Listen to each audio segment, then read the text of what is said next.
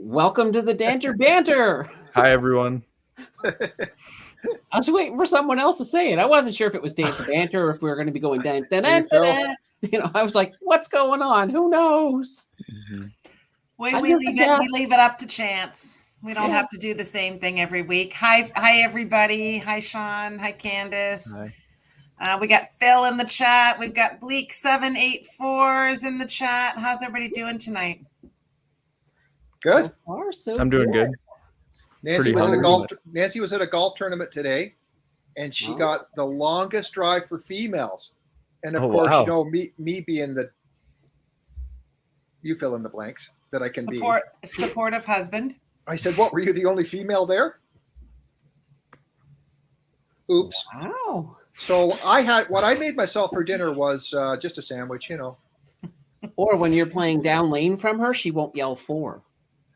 No, I will tell you, there was a life lesson in that whole thing tonight with the playing the golf, is that I typically have to golf on a regular basis for work. I take clients, I get invited to golf tournaments, and it's just part of my job. And I don't, it's some people who love golf out there are going to go, oh my gosh, she's going to complain that part of her job is she has to play golf. But it's like, I don't know. It's one of those things that I just never really got into, because you need to have time to do it and to learn it. It was more one of those things where if I was invited, I would often say to anybody else that would go, oh, here, do you want to go in my place? Or, oh, hey, I've got a golf tournament. You like to golf. Why don't you go and I'll hold the fort down at work?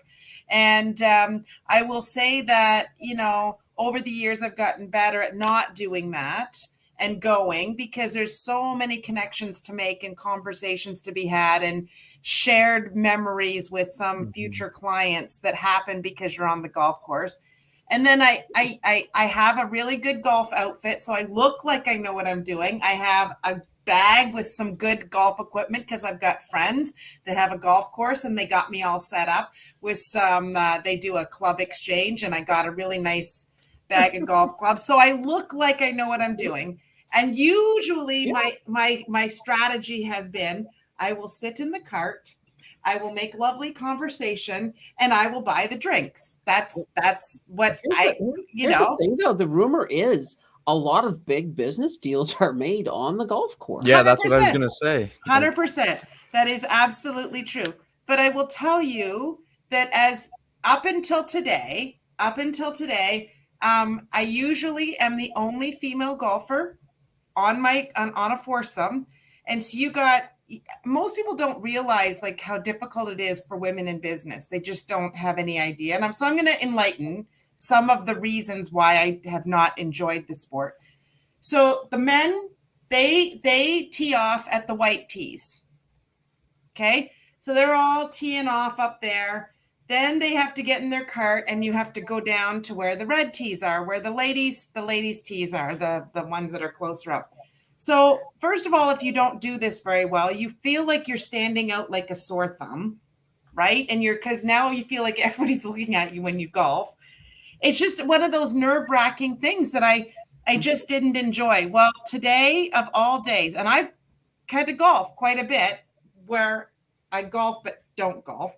And we're going to call it golfing. And so that I'm there and participating. But today I was with 3 strangers that I didn't know. I bought the round and I donated it back to the cause that I was there for. It was a very challenging course. It was Lionhead in Ontario. And interestingly enough, these strangers, 2 females, both really good golfers, they golf twice a week. And then the dude that was with us, he didn't golf at all. So we agreed that we were going to all play off the red tees. And these girls were so good. That's not what a guy does. Jeez. Well, okay. Did he have an umbrella in his drink too? No. This was an inclusive golf game. I learned a ton from these ladies because these ladies were super good. And I'm sorry, guys, but men giving women instructions on how to golf, you don't understand our problems. And they're right here. it's not easy to follow the men instructions when you've got to deal with. But these two dandy golfers, these female golfers, they taught me a lot of stuff, and I actually really enjoyed myself. It was the most fun, best round of golf I've ever had in my entire life, and they've made me appreciate the sport a little bit more. And to boot, we laughed hysterically when I hit the longest drive, because the one gal who does, she's really crazy for golf. She literally said, "I think you hit the longest drive." I go, no.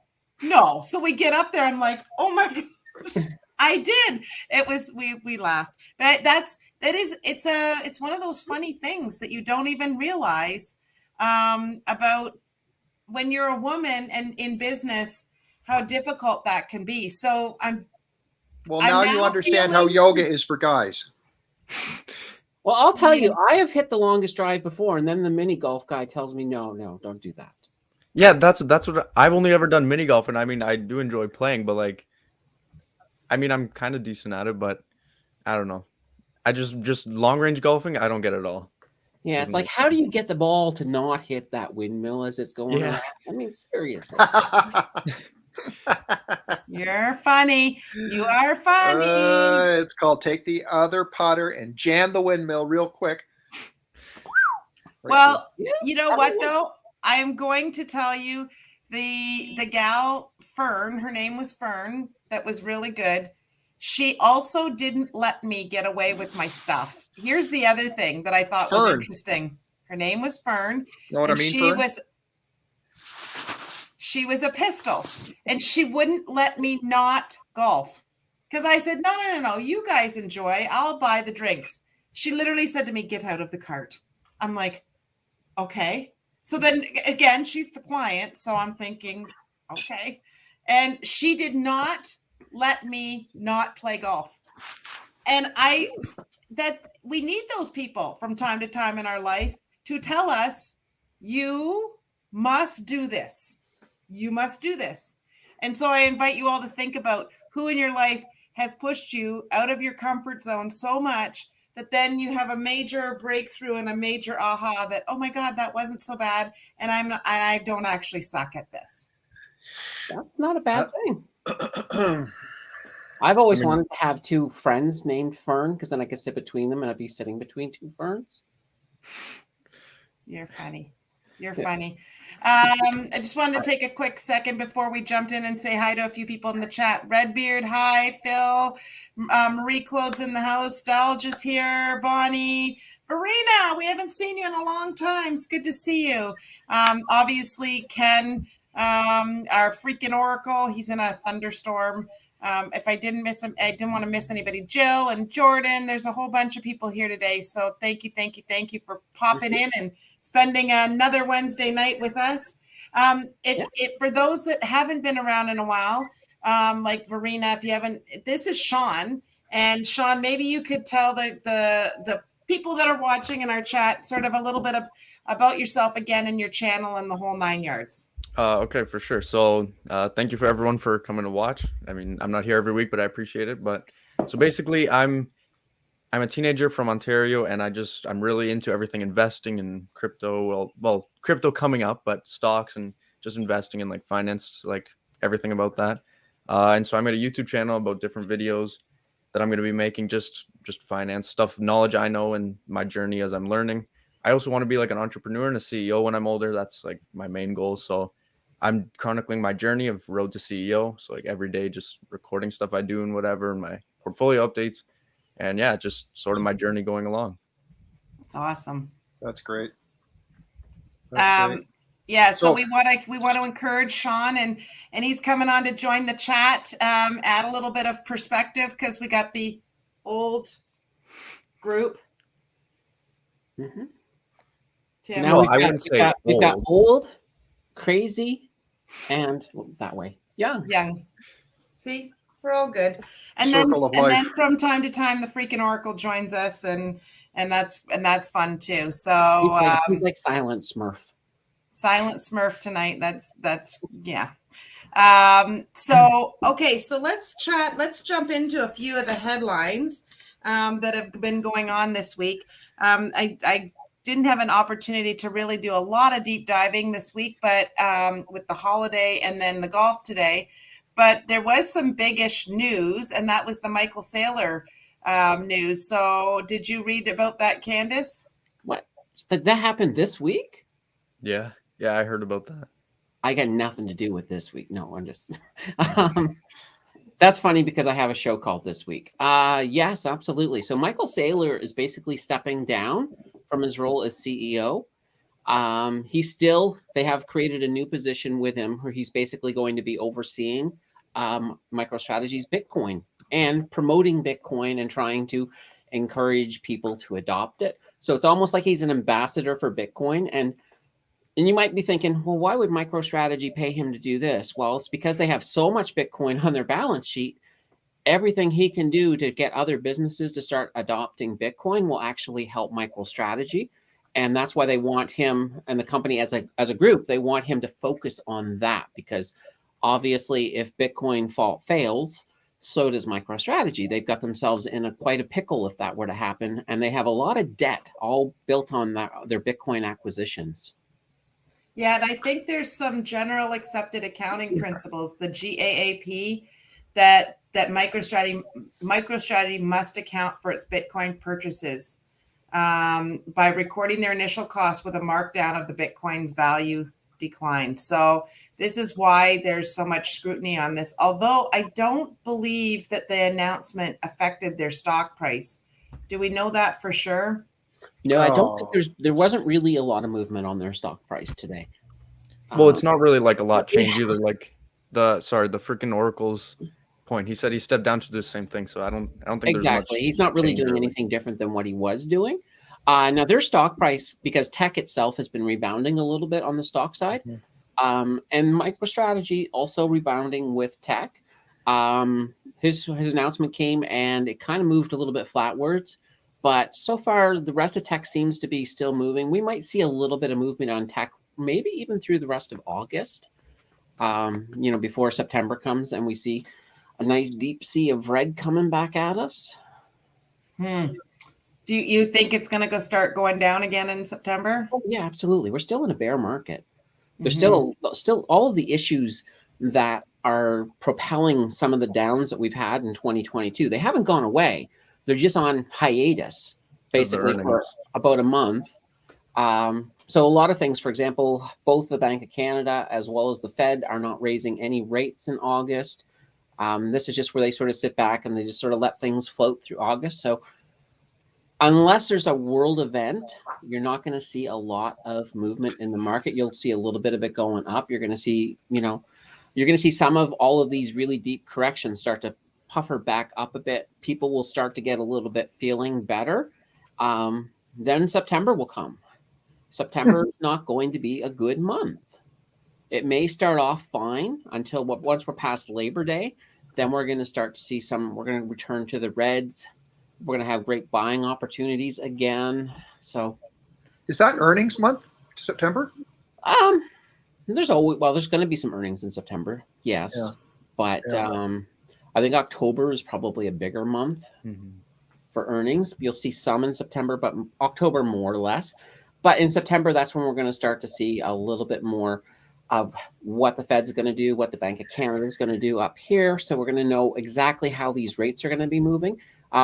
Pretty much guaranteed they're probably both still going to go up, but I don't think we're going to see anything big. Like I think in the US, we might see a 50 basis points. In Canada, I'm predicting they will not do another full one. I imagine they might do probably 50 as well. Especially if inflation has peaked. Exactly. And I mean, there are some signs out there that it looks like inflation is peaking but we will get CPI though in August, and that will sort of help us figure that out a little bit. When did we start to see the rise in inflation? When was inflation, the rise in inflation noticeable? I think it was end of 2021, wasn't it? Yeah, it was towards the end of 2021. There was a little bit towards the end of 2021. Then once we got into 2022, it really, really took off. Up until the end of 2021, the Fed and the Bank of Canada, they were all basically singing the same tune. Oh, it's transitory. Don't worry about it. It'll take care of itself. And remember when I was calling it? I was calling it earlier than that because we're behind retail sale. We are ahead of what you can see in the retail world because retail sales do 3-month contracts. Mm-hmm. So typically when you're seeing food at the grocery store, those are deals that have been written 3 months ago. Exactly. And so we are 3 months ahead of them. And I was going, my gosh, this is getting bad. This is getting bad. Well, the thing is, there's a lag, and there's that thing like when you're talking about the retail investor, when you're talking about the market, when you're talking about just going into the store and buying things, there's always a lag. So you can normally see things coming if you're paying attention to the right spots. The problem is most retail people aren't. They don't know that the price of their peanut butter is about to go up until the price of their peanut butter goes up. You know, whereas if you're paying attention to the markets, you're paying attention to the fact that peanut butter went up 3 months ago at the wholesaler level, you know that's filtering, you know what's coming towards you. And that's kind of one of those things that has been happening. And we're still going to see more. I mean, prices are still going to go up. Keep in mind, peaking doesn't mean that all of a sudden the prices are coming down. It just means that we're not going up as fast. So we're slowly starting to peak, but we're still going up even as we are going. We're just not going up as much on the other side. So you're probably going to see prices going up at least until the end of this year into next year for sure. Yeah, dairy prices, we know there's going to be another bump in dairy. I've already been served notification on that, and that will happen in September.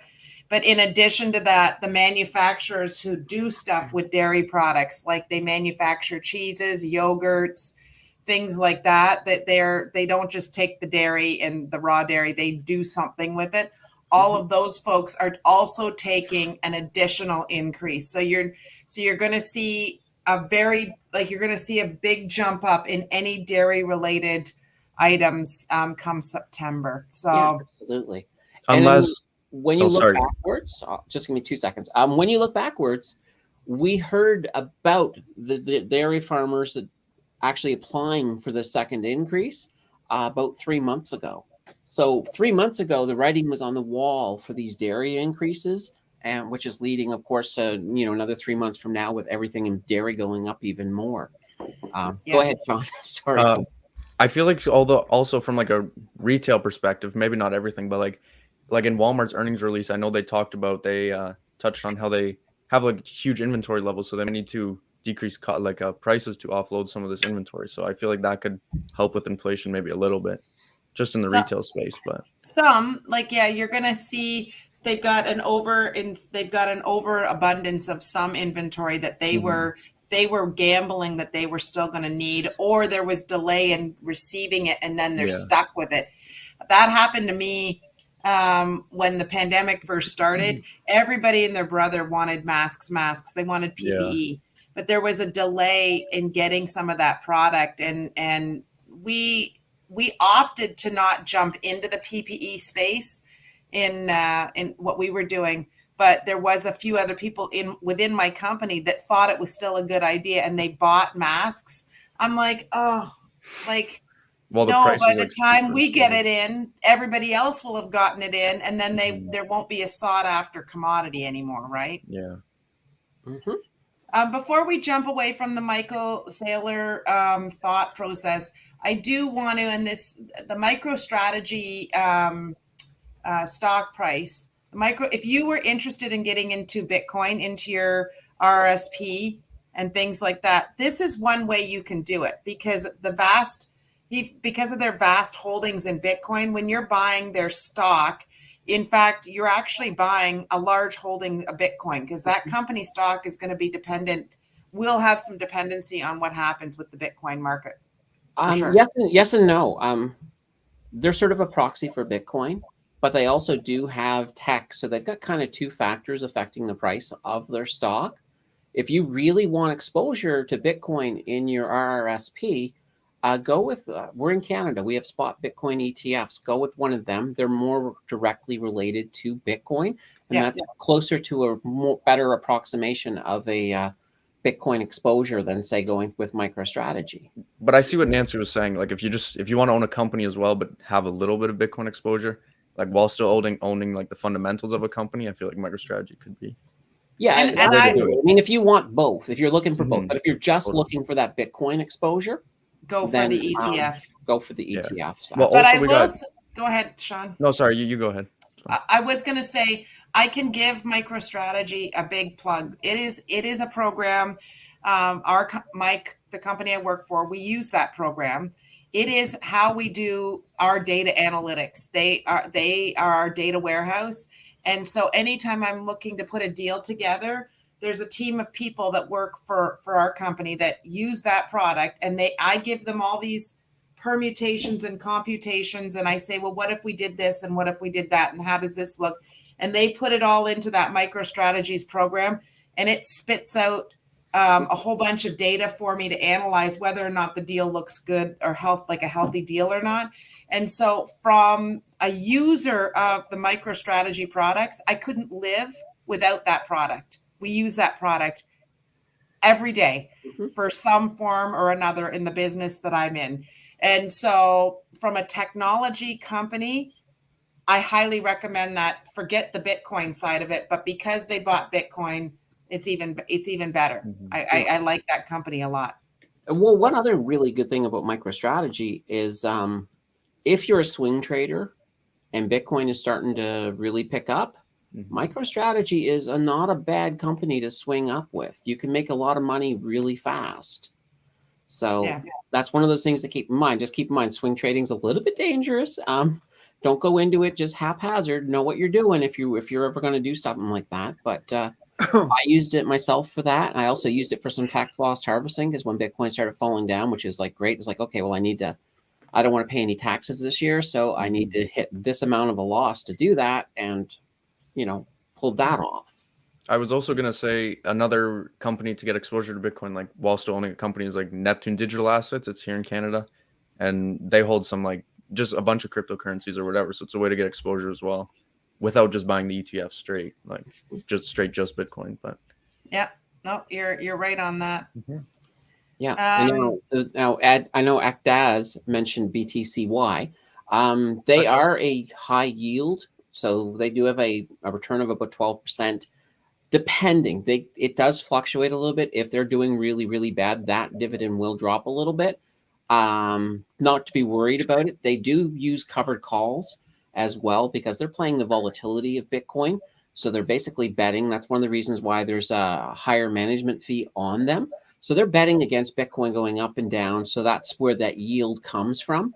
But the actual price of that spot ETF is, that is very much contingent upon the Bitcoin price, and it moves with Bitcoin. So that one's a nice one if you want a little bit of extra passive income as well at the same time. Didn't BTCC have a hedged and non-hedged? I believe they do. Yeah, there is quite a few of them. There's some hedged ones to the Canadian dollar. I think they've also got the ETH ones, so the ETH and what? So just for our group here tonight, can you someone give an overview, hedged versus non-hedged, or basically different? What are the differences and advantages to a hedge? Okay, when you are looking at Bitcoin, for example, it usually is trading in American dollars.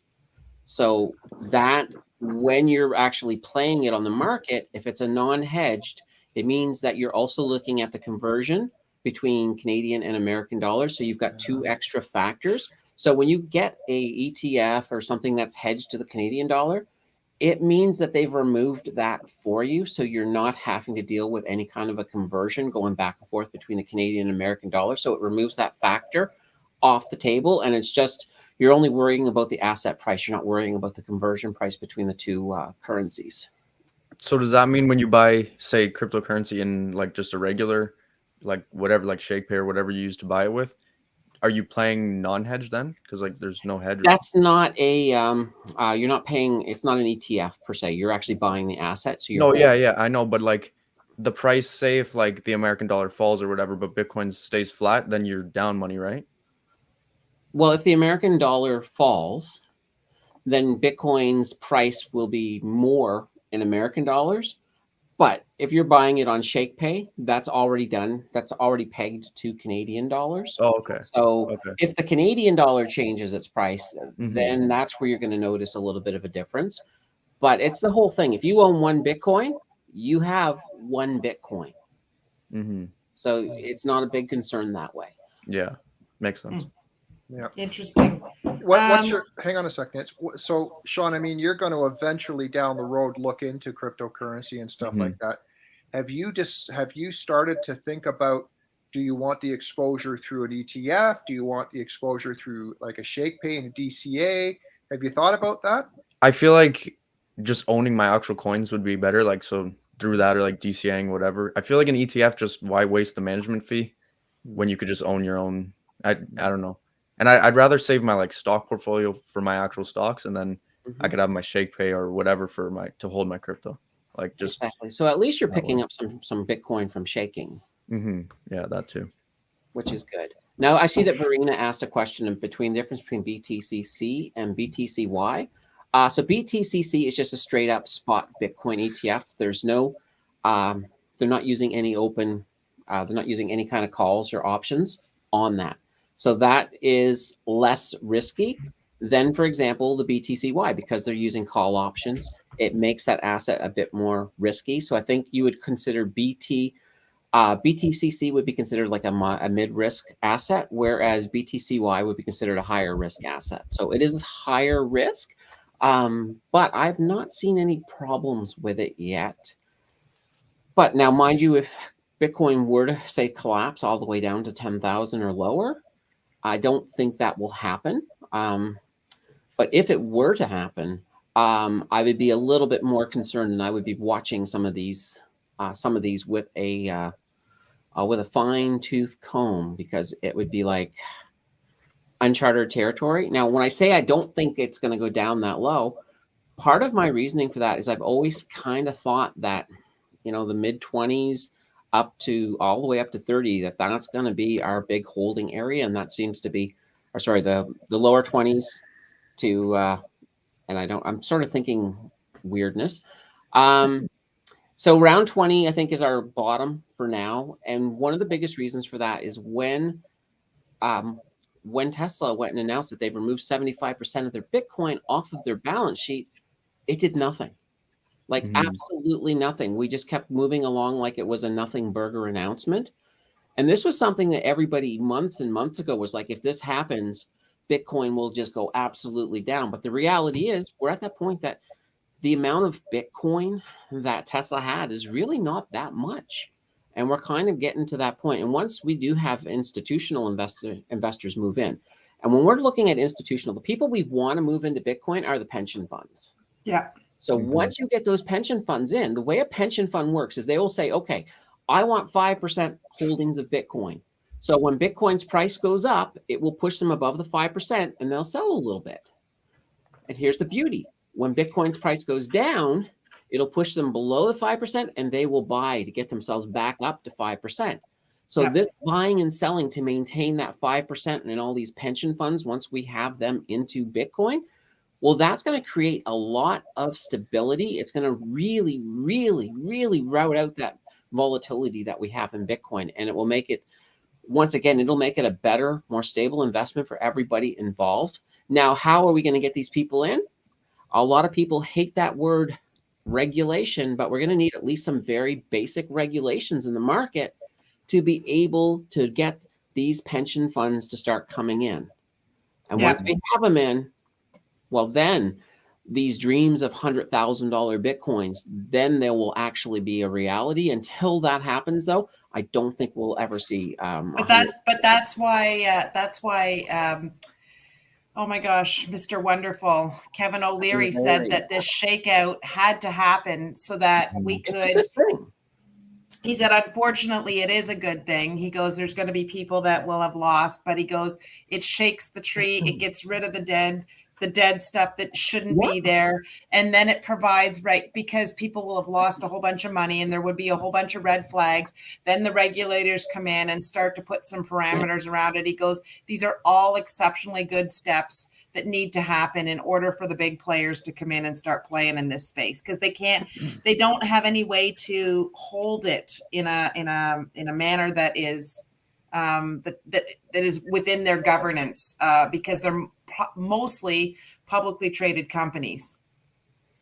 Yeah, no, absolutely. And that's what we need. We do need that regulation. I feel really bad, of course, for everybody who has lost money because of, whether it be Celsius or any of these other exchanges that have completely tanked, or those people who bought at $40,000, $50,000 and then panicked and sold. That includes Tesla. Tesla panicked and sold. Yeah. They should have just held tight. They really should have. They really should have. But I think a lot of it is, I think their hands were pretty much tied. Especially when you look at the fact that it's on the walls that they're not going to get out. That Elon's not getting out of that the Twitter dealer. Yeah, that's what I was just about to say. He had to sell off to get some money somewhere, right? I think he pretty much had his hands tied that way. So we have no issue. So 5 years, I have two different answers. If we don't get any regulation and everything continues the way it's been going right now, we'll still be in that sea, floating somewheres between 20K and maybe making it up to 50K if we're lucky. Even in 5 years? Even in 5 years, if without regulation. Yeah. If we get regulation, we start getting that institutional movement in, we will be in the six figures in 5 years. No doubt at all. Mm-hmm. But it boils down to that, because right now thing you have to realize is that all of the money that went into the market, that went into crypto, that was this money that was printed. And when you raise rates, when you increase interest, when you sell off assets, what is happening is you're actually shrinking the money supply, and that money is disappearing. Mm-hmm. So the money's not there to go back in right now. The only people with the pockets deep enough are, for example, pension funds. So we need that institution to get in there to be able to start pulling off some insane market caps like the ones that we used to have. If we want to see like a 3 trillion market cap in crypto, we need institutions to get there. Right now, there's no way retail will ever get them there. Retail does not have that type of money at all. Yeah. And also just like using sort of like my common sense with so I know like my uncle and like whatever, he's not the most like investing. He doesn't know a lot about investing, but even while Bitcoin was high, he bought in and like at the top, and he's sold since then, like way down. But I know people that weren't even really into investing or just crypto, just their friends are doing it, so they were like, hey, why not I do it? And they just threw money in. I feel like that's not really good for the no, that's borderline like gambling. It's not investing with the fundamentals. It was interesting. You know who we had over to our little front porch, to our little front Canadian Bitcoiners? We had the Canadian Bitcoiners over on, why did they mention it? Tim did. Oh, Tim did. I was going to say, wow, did they mention that? Anyway, so we had Len and Joey came over and had a nice little visit with us on Saturday. And, it's an interesting thing because when we started talking about fundamentals and where Bitcoin was going and that whole 9 yards, and I think they still deeply believe that Bitcoin is the way of the future, but we truly, truly, truly need the regulation, unfortunately, to I'm probably putting words in their mouth, but it's in mind when I gave the 2 5-year scenarios, I believe the regulation is the writing's on the wall. It's coming. It will. I imagine within probably 1 to 2 years, we'll be looking at least some very basic regulations in place. I know there's already in the U.S. there's already a bipartisan bill that is being worked on, and this is going across both Republican and Democrat because they've recognized that they need that regulation out there. So we're moving in that direction. It's just a matter of time. I think that regulation done correctly is going to be good for what it needs to accomplish. Regulation done incorrectly is going to make this a hell of a mess, because these politicians, whoever they're doing, whoever whatever the bureaucrats, whoever they are, they need to understand what this is that they're doing. They can't, the Bitcoiners had on tonight a lawyer from the UK who talked about Bitcoin as a property and Bitcoin is this and that, and how the laws over in the UK are being formed and developed, and how the government over there is not using bureaucrats to design and craft the law. Rather, they're using people who go and do this job and figure it out based on facts. Mhm. And if you don't do it based on facts and you do it the other way, this is going to overregulate and actually ruin, in my opinion, Well, strictly my opinion, one thing that what the regulation's all about. One thing we do have working in our favor is the fact that Bitcoin is not just a single country phenomenon. It's worldwide. And that means any kind of regulation that you have has to take that into account, because otherwise it's not going to work. If you regulate someone to death on Bitcoin in the United States, they can just move to Canada and use their Bitcoin there. So you have to sort of look at this as a global phenomenon opposed to a single nation. But don't we get caught by the taxman when we have to declare all that? Wouldn't that somehow catch us at the end?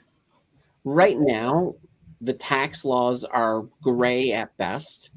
The only real thing that's clear is what we're doing with our capital gains or capital losses in regards to Bitcoin. And some of the very basic laws, like, for example, if I give you a gift in Bitcoin, you have to claim that as a gift. It's not like a free thing. It's basically a $0 going into your adjusted cost base. So you have to still take into account all of this stuff that's going on. And your when it comes to tax laws in crypto, you're obviously, whatever your country is, that's going to be how that's going to be determined. So if you live in Canada, you're going to be Canadian tax laws. You live in the States, American tax laws. But just the general overall structure, though, of the normal regulation of Bitcoin, how these exchanges can operate, for example, how it should be treated, whether it should be, in this case, like the SEC has already sort of indicated that they're looking at treating it like a commodity.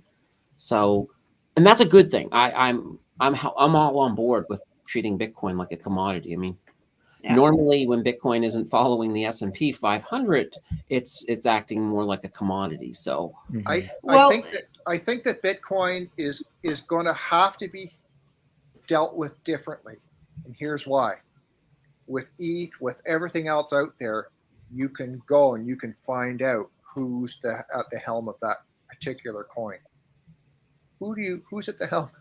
Who could you go to and knock on their door and send them a letter saying, I want to talk to you about Bitcoin and why you designed it and stuff. Boo Radley, as far as I know. Yeah, nobody has the address for Satoshi Nakamoto. Is that going to be is that the one coin that is going to not fit the mold and the definition because of that? Well, I think Bitcoin is going to be unique in that sense that Bitcoin, I mean, when Bitcoin was set up, it was set up to be released in the wild with no real one person controlling it. I mean, it's controlled by consensus. Yeah. So it makes it harder. Like, you can't really set up a rug pull in it unless there was something put in the code that nobody's found. But you have to have over half of the people in the yeah. Well, I'm thinking if you were smart enough that you had something built into as a back door, but it's not there. It would have been found. Bitcoin's been around for so long that there's just everybody's much smarter now than they were when Bitcoin was created.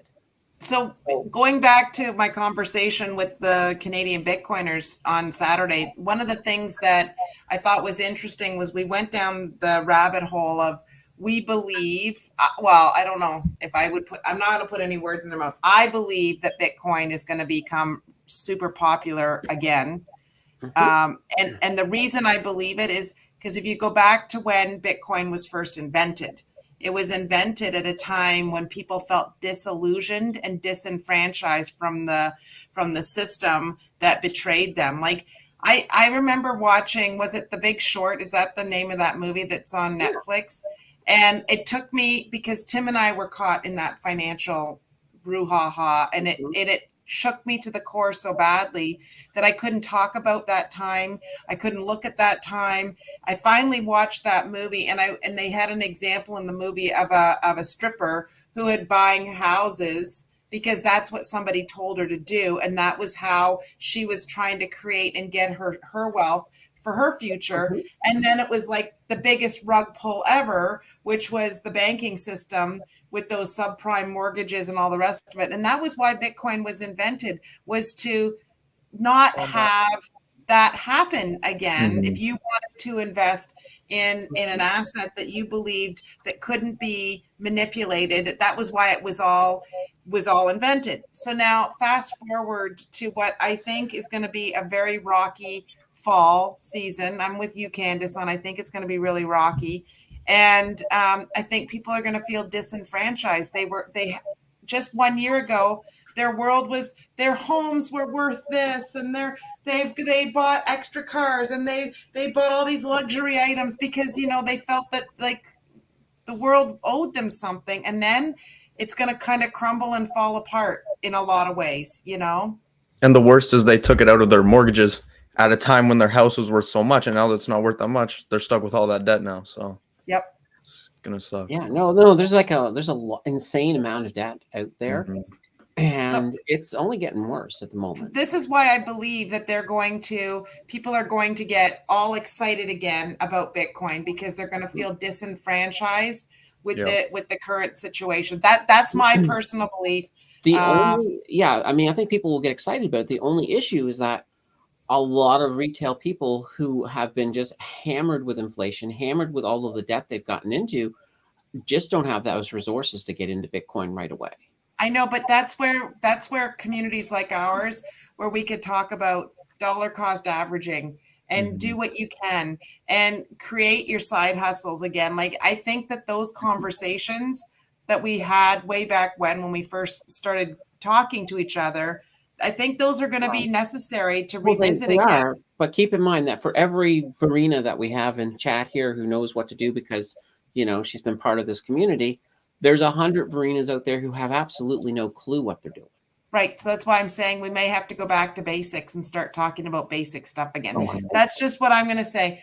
I'm going to switch gears for 1 second because I know how much you love when I switch gears. I'm just going to share my screen for a second.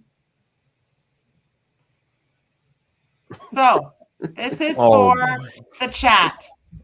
What do we think of mac and cheese ice cream? Disgusting. Yes or no? You know what? I say yes.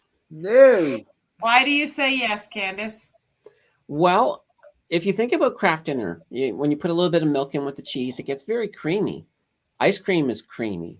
So it's like creamy squared. I see that, I guess. Okay. The other thing. Because sometimes. Go ahead. I was just going to say, sometimes you may look at something and it's like, that's disgusting. And then you try it and it's the best thing you've had. But when I want an ice cream, I want something sweet, not something that tastes like pasta, like in cheese. It's not going to taste like the pasta. Well, we don't know because there's no sugar. It's going to taste like the creamy flavor of that cheese on the pasta. That's what you're going to get. But I don't want cheese flavored ice cream. It will. Trust me, I think it would be good. I think the only saving grace I think for you, Candace, on this one is if the recipe doesn't say anything about sugar. It says whipping cream, condensed milk. Oh, condensed milk is sweet. Then it will be fine. It will be sweet. You know what this will remind you of? The Chicago popcorn mix. You know how there's cheese and then the caramel? That's what this will probably taste like. But when I saw it, I'm thinking, who in their right mind would eat?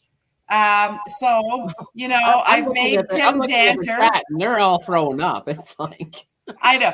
Well, I've made Tim Danter eat mustard on watermelon on this show. You should make this. No, she shouldn't, Candace. Tim Danter, would you eat some of this? Absolutely not. He said the same thing about the mustard on the watermelon, and he ate it. He did eat it. You're right about that. He also ate the peanut butter on pizza too. So. Okay, that's not as bad though. Yeah. I feel like you should make this. Totally make this. On Ken's show, you know how Ken has Andrew on his show, and Andrew got fixated one night on putting red pepper jelly on peanut butter. I'm telling you, I had to try it because I just thought, I've never thought to do that. I've put red pepper jelly on cheese before, but never red pepper jelly on peanut butter. It's freaking delicious. He's absolutely right. It is freaking delicious. Yeah. Hot red pepper jelly. Well, just red pepper jelly on peanut butter toast. Yum. Yum, yum, yum. I know. Verena's like, what? Mustard on watermelon. And it was the phenomenon last year. It was all over social media, was people putting mustard on watermelon. And I think how this even happened was, you think about if you go to a barbecue and you're going along and you're filling your plates up, and you go and you put your watermelon on and you get your hot dog on there. Maybe some of the mustard dripped from your hot dog onto your watermelon. And I think that's how it started. So then people were asking the questions, well, would you put mustard on watermelon and eat that as is? Yeah, that's the thing. I mean, and that's how food things happen. There's usually a happy accident. Yes, happy. That's actually how potato chips started. They were happy accidents. They got Someone left. just deep fried a potato? No, they got left in a pot too long. Oh. Yeah. So I guess the big resounding group says ew, no way, disgusting, ew, and more ew on the right. And just to defend myself, cream. I say I will try it. There's no guarantee I'll like it, but I can understand. I can logically see how it might work. Yeah, me too. I was going to say, I think I've got a few things. Does everybody want another food one, or do we want to stick for a moment? No, I'm good for food. Okay. Yeah. Okay. I will bring this up at another time. Yeah, I'll bring it up too. I've got one more thing I got two more things, but I'll share this one. So guess what Tim Danter posted on Crypto Night in Canada? Look what's happening. The thing that I said that I couldn't wait for. This is freaking awesome. This is the metaverse research.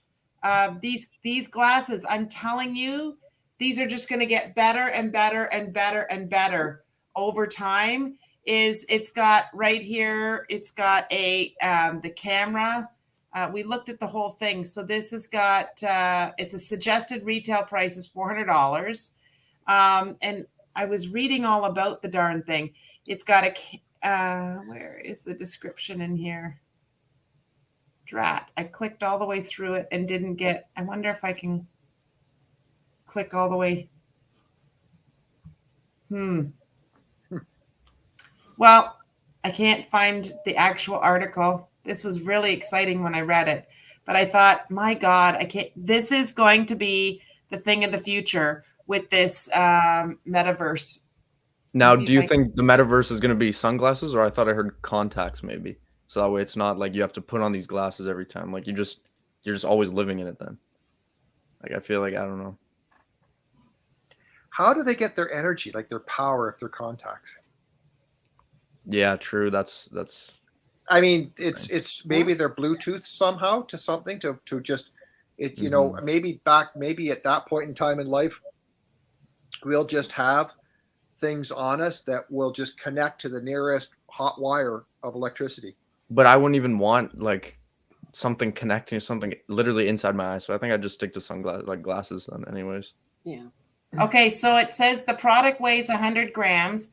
It is equipped with a 50 MP quad Bayer 4-in-1 wide angle camera and an 8 MP, which I don't know what that stands for, periscope, telephoto camera with a split OIS optical anti-shake for the first time, which does not need to connect to external devices through a cable.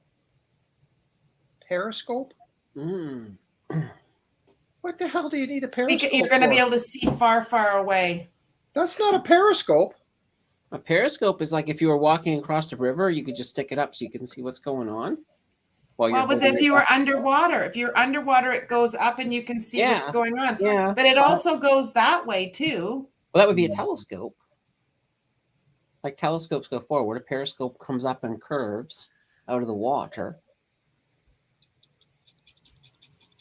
Just saying. I know. I just thought when I saw it, I thought that's the visual that I've been hoping we can get. But I think even further to this, I mean, that's still kind of clunky with lots of big pieces. It reminds me of the Motorola phones we had back in the back in the days. Big and clunky, but then they narrowed them right down to small. Well, if you're looking for something a little less clunky, there's also the Apple glasses. They're rumored to be coming out by early 2023. Can I just caution everyone here about these glasses that are coming out now and when you're driving? If you see the arm on my glasses right now, how thin they are. And when you see the arm on some of these sunglasses, they're very, very wide. Bad for driving because it cuts out your peripheral vision.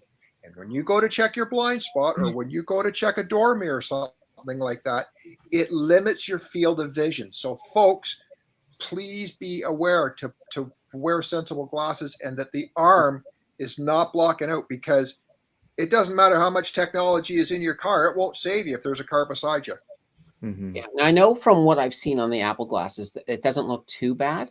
You can send in your prescription, so they'll put your prescription lenses in the glasses for you. And these are not VR; these are augmented reality, so AR.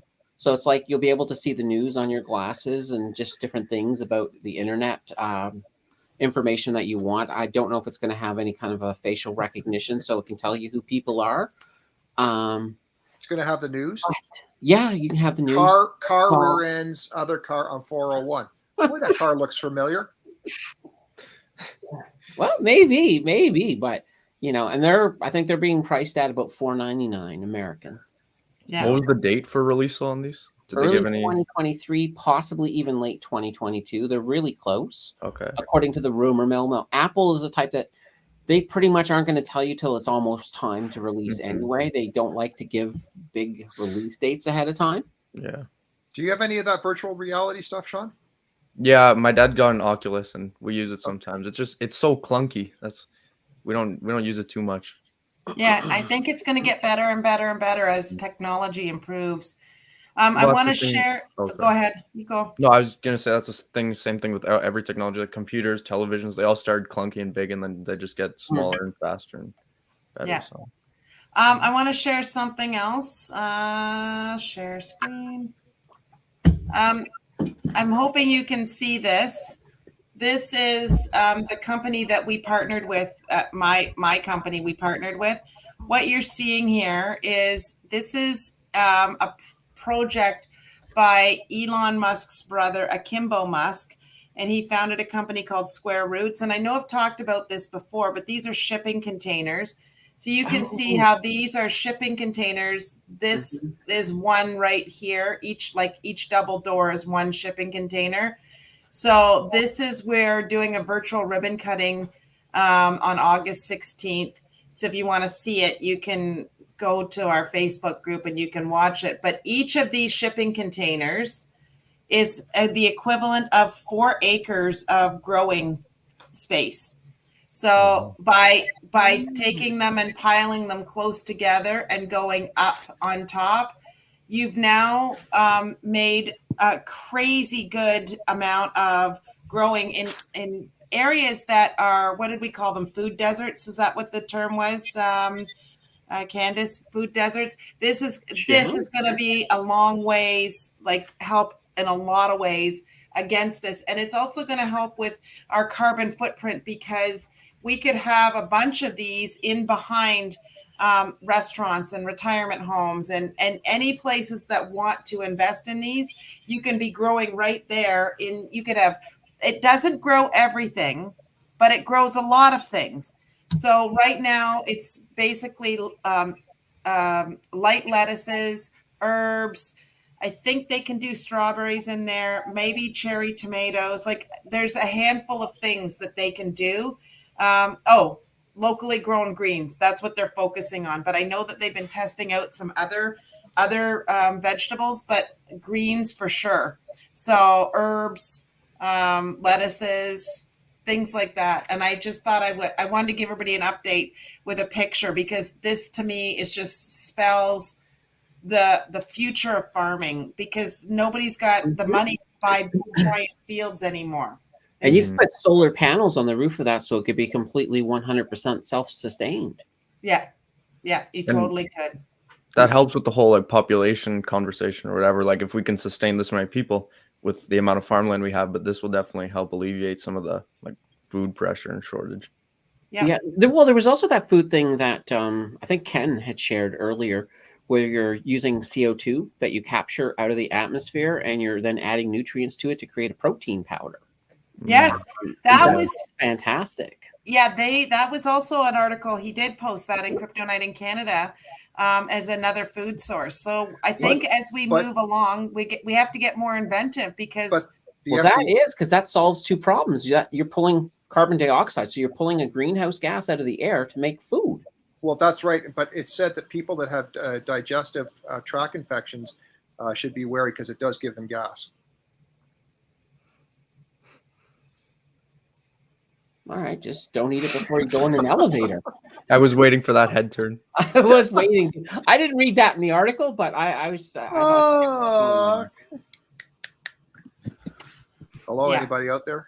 Nope, nobody's out there. Soon he's going to give you his dad joke about his cents. My what? You've decided your new side hack. People didn't get that. Okay, wait a minute. In 3,028 years, it's probably going to be really 50-50 chance that things are really going to be good or things are really going to be bad.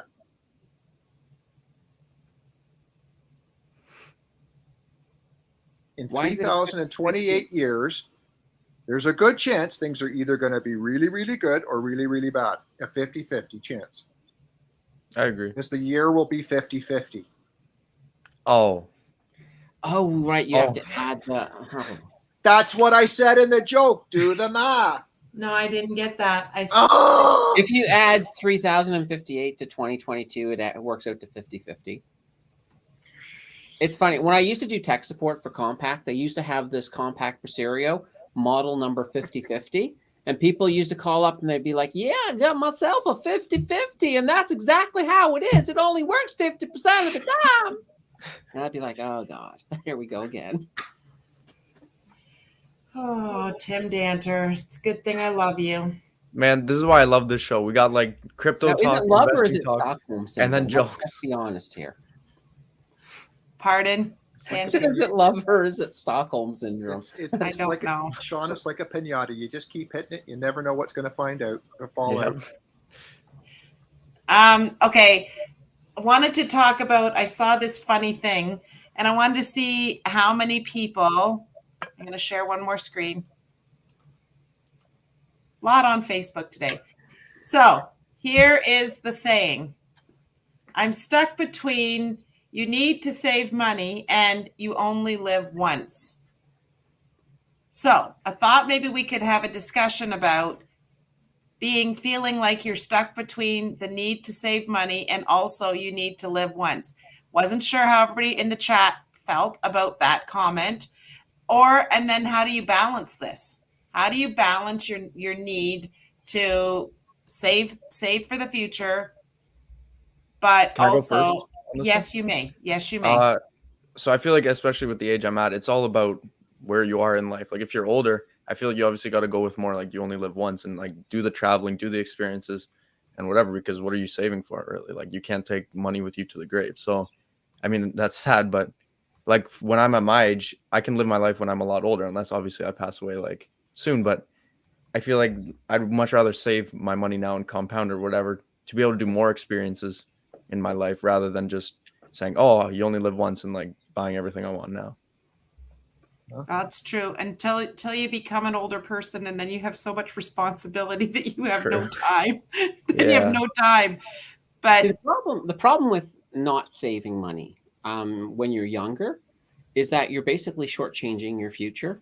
Mm-hmm. And a lot of times people get so caught up in the commercialism that is around them that you're being bombarded with that they have to have the best gadgets, that they have to have what their neighbors have. And in the process, you're not actually getting happy because as soon as you buy that new thing the neighbor has, well, they look at you and they're like, oh, they got one too. I better get the next model up. And it just creates this whole perpetual, you're buying stuff that you don't need. You're upgrading your phone every year when, you know, your phone is probably fine for 5 years. And you start wasting money and you're never happy. You're fighting a dream that's just unrealizable. It's basically, they call it a rat race for a reason because it's only fit for a rat.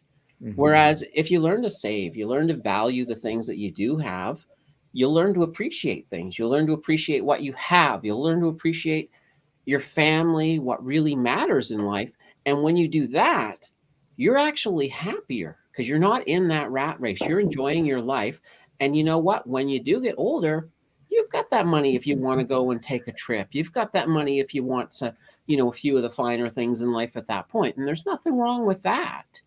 But you appreciate everything. And that's the whole thing. You're going to actually enjoy the journey from start to finish. And, just get off the rat race. Simple as that.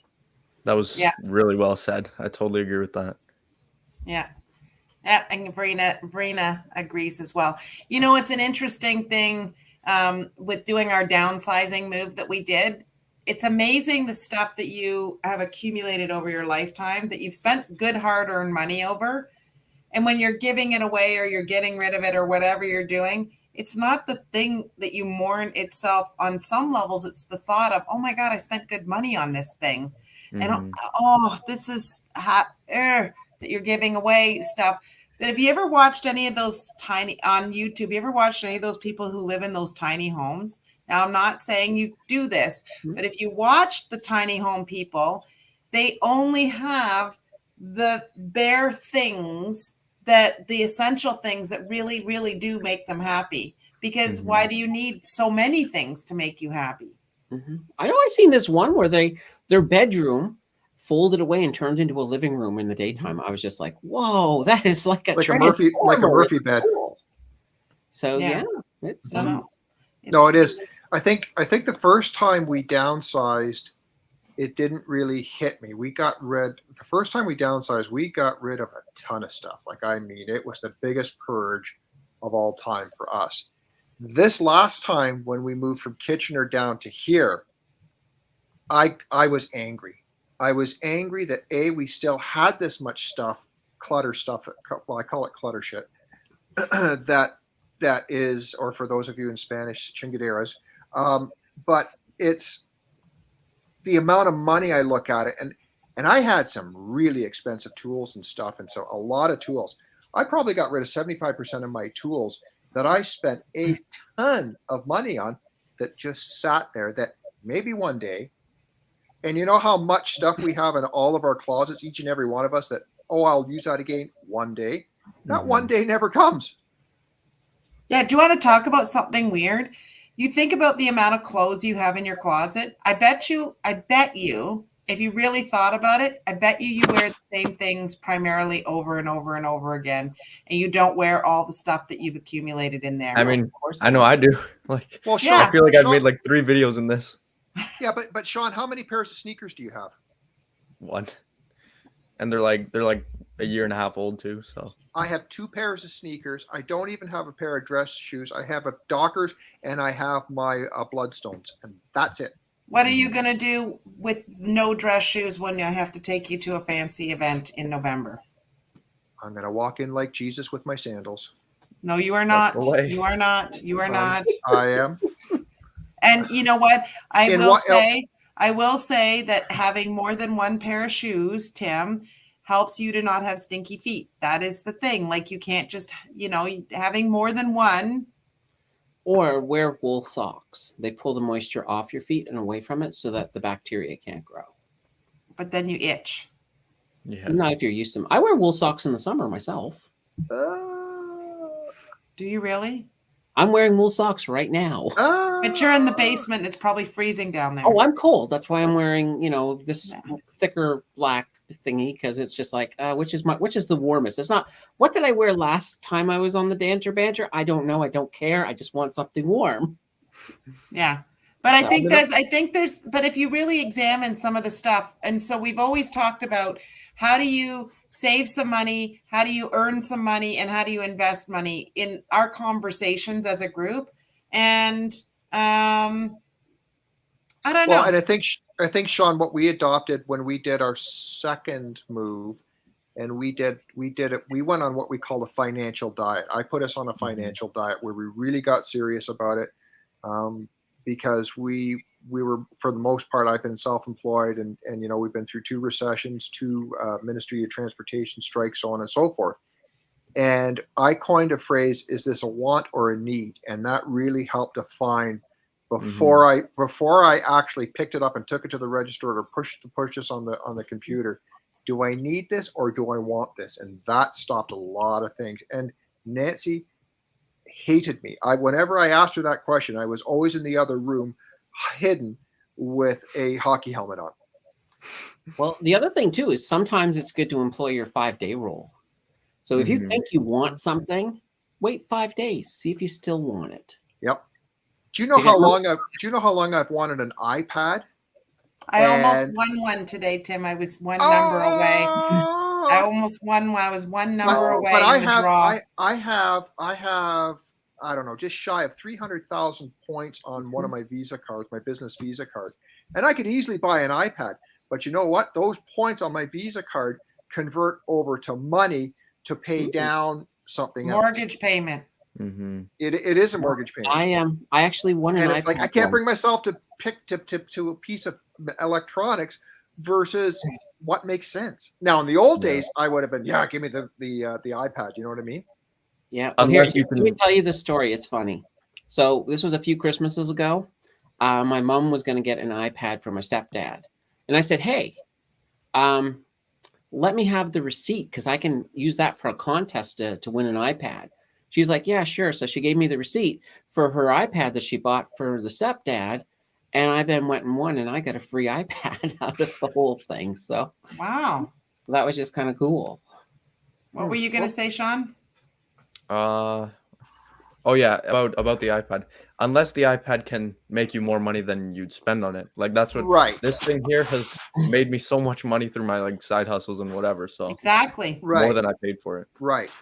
Then it's a business expense. Yes, that too, if you're like to save on taxes. Right. Yeah. No, I agree. You're absolutely correct. Yeah. Yeah, my iPad right now, it's currently essential because I use it for my teleprompter. Oh, yes. Yeah, that makes sense. Well, I don't know if there's any other burning topics for tonight.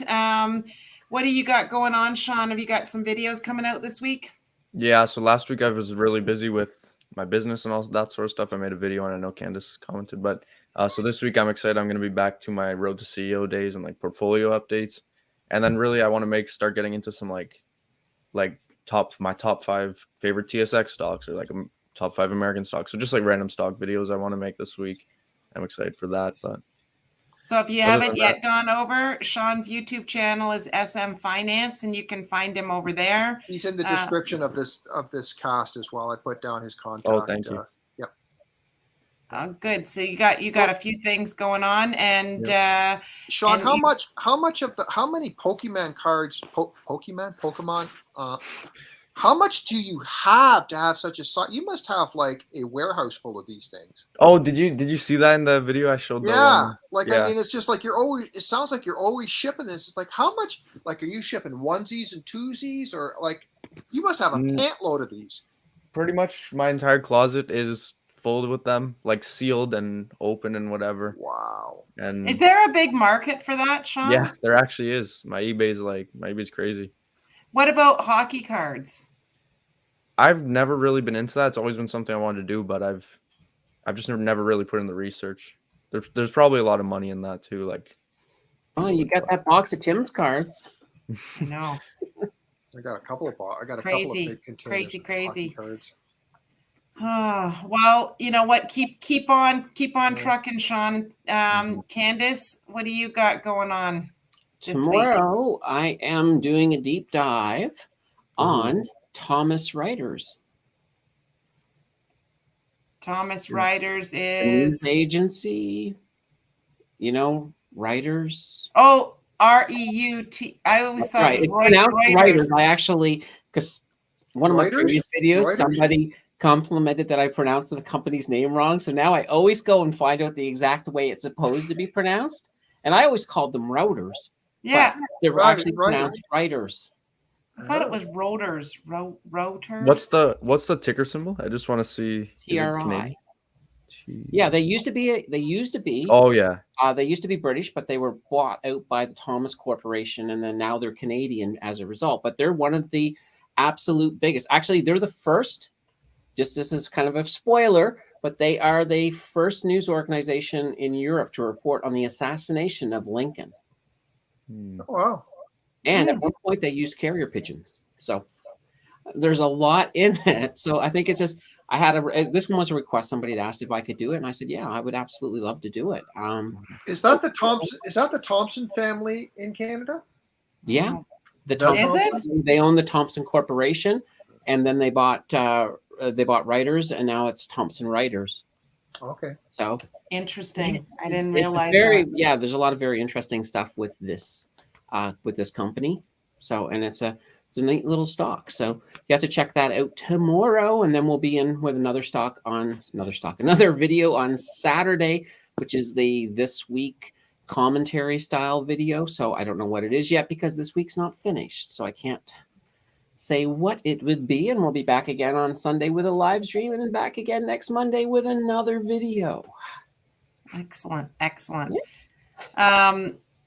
Tim, we were going to talk about Nancy Pelosi tonight. I wasn't Well, sure. you don't always believe what you hear in that respect, because she did visit Taiwan. She has got her heels into Taiwan, and nothing's happened from China. So Actually, not true. China threw a tiny sanction at Taiwan. Oh, Yeah, 100 items, wasn't it? Around I think 100. so, yeah, but it wasn't anything big. But that was their big response that they've been saber rattling all about. what are they going to do? But on the bright side, I did take advantage of the situation and made, $120 in some swing trades. So, On what kind of? How did you do that? well, when the news started breaking, there was some sliding in specific stocks, so I was able to do inverse trades on them, and go down, pull some money out, and then once people started to settle out and everything started sliding back up, I was able to then swap back over to a few green stocks and ride that back up. That's smart. Yeah, Smart. it's one of these things that you have to do but keep in mind too that when I'm doing that, it's considered day trading. So I have to pay 100% on gains on those because, it's considered business income and not capital gains. And it's risky too. And it's insanely risky. Yeah, you have to really know what you're doing to do it. I usually don't recommend people who are, if you're not a very logical person, you're probably going to really struggle with it because you have to park your emotions because you are going to take hits. You're going to take losses. But even if you just analyze the market for if you just get comfortable with it, you can notice sort of the trends. Exactly. And I'm not greedy. When I move in, I'm usually making money, but I think the most I've ever made is about $900 in one day. But, that is, once again, that was taking advantage of some of the stuff going on in the world, looking at the politics. And then there's me when my portfolio's up $50. I'm super happy. In No, that's September good. after Labor Day, when all of that Red Sea starts to come back, I'll be able to ride that down and make some half decent money on doing it. Do you know the why? And on a lot of levels, I had somebody explain to me that the stock market is like a human being. It goes in the same sort of flow as you human beings do. So when it goes into a long weekend, typically you'll see a sell-off on the Friday going into a long weekend because people want to go buy a boat or something. There's little things like that. The movement on the stock market, and it's the reason the technical analysis works, is that it's predictable because it's following the patterns of human psychology. Yeah. Well, because in the end, it is human. How people think. You can predict the market somewhat. What's that, Sean? In the end, it is humans because humans are the ones making the trades 99% of the time. So, and affecting the prices. But the big danger, of course, is that you can't predict black swan events. No. They come in, and even if all the human psychology says things are looking good, something horrible can happen in the world, and you can be like, boop, and lose everything in a second. Yeah. No, so true. So true. Happen. Yeah. Anyways, well, Tim and I don't have much on this weekend except for dogs this week, except for dog sitting. We're going to have puppies and dogs here like as if we're a kennel. I've decided we are now in a very, very small home, but we will be 2 people and 3 dogs. So wish us luck. We will need it. And we look forward to seeing everybody again next week. Thank you, everybody, for popping by and enjoying the hour with us. It was really fun. We love doing this every Wednesday night. And Tim doesn't look impressed. No. He has to do a lot of the dog walking. So he's not, unless he's not here. And then I'm on tap for the dog walking. So no, it's all good. These guys, these little puppies are super cute. So it is what it is. Sean, thank you for your time again tonight. Candace, thank you for your time.